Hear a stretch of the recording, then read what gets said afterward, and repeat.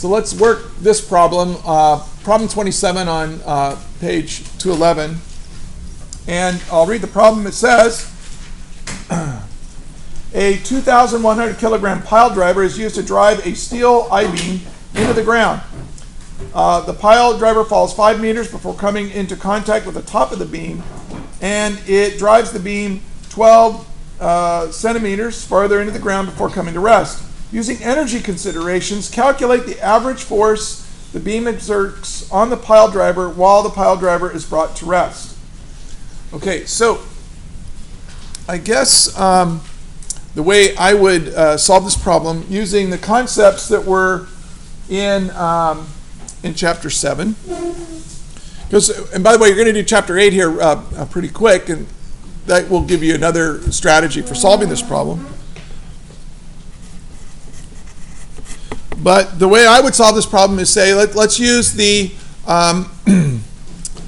work energy theorem, and which says that the work done by the net force, or the net work done. If I add up all the work done by all the forces on the object, that work will be equal to the change in kinetic energy of the object.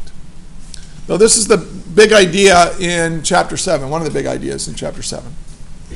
So I'm going to look at this thing and I'm going to say, well, here's my pile driver, and I've got, and I just drew it like that. I don't know if that's what a pile driver looks like. It's just going to fall and hit this beam and shove it into the ground.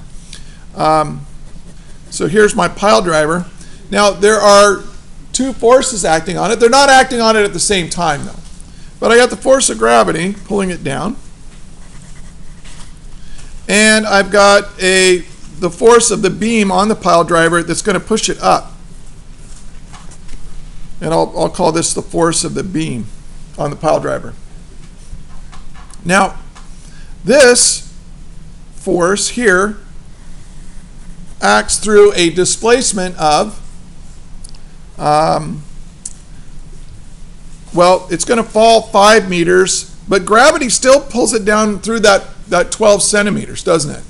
So I'm going to say, well, this is actually 5.12 meters. That's our delta y. Whereas this force only acts for that 12 centimeters.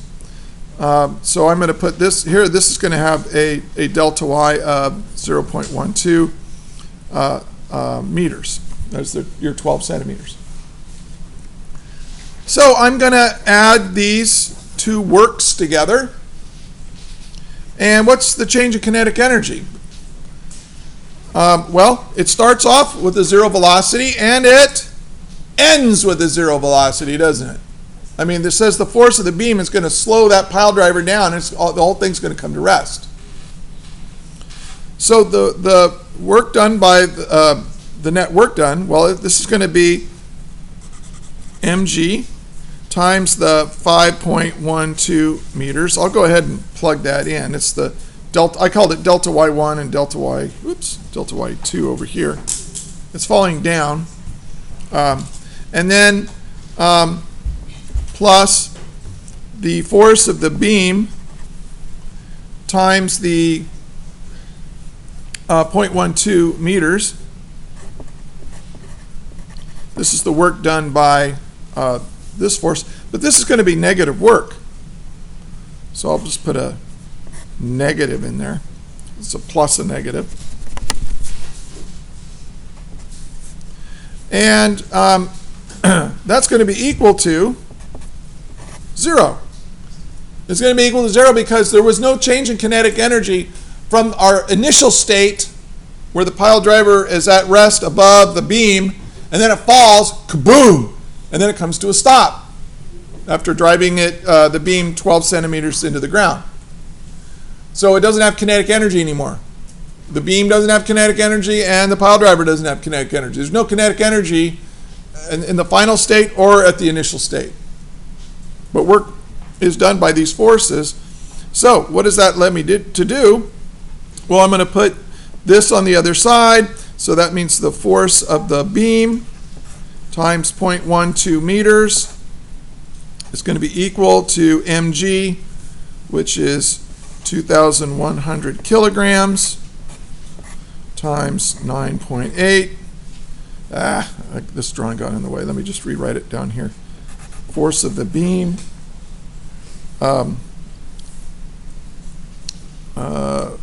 Well, times the 5.12 meters. I'll just go ahead and squeeze it in there. So it's going to be equal to 2,100 kilograms times 9.8 newtons per kilogram. So that's the gravity force pulling it down. And it falls down 5.12 meters. And these two are in the same direction, so it's positive work.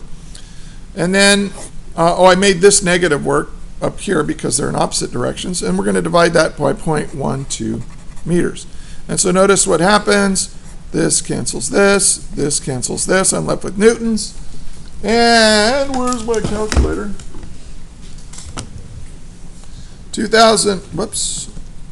So 2,100 times 9.8 times 5.12 divided by 0.12 equals, and it's a pretty big force. I've got 8.78 times 10 to the 1, 2, 3, 4, 5 newtons. Is that right? Was that the answer? Okay. Now, I don't know if I set this up in a... Well, I used the work energy theorem to solve it. And but the thing you have to notice is that the work done by gravity and the work done by the beam, the force of the beam applied to the pile driver, well, one's going to be positive work and one's going to be negative work. And since there's no change in kinetic energy, well, there was in the middle, right? There was kinetic energy in the middle, but we don't care about that. The beautiful thing about energy is that you only care about what it was at the beginning and what it was at the end. Whatever happens in between, And so that allowed us to solve for the force of the beam on the pile driver.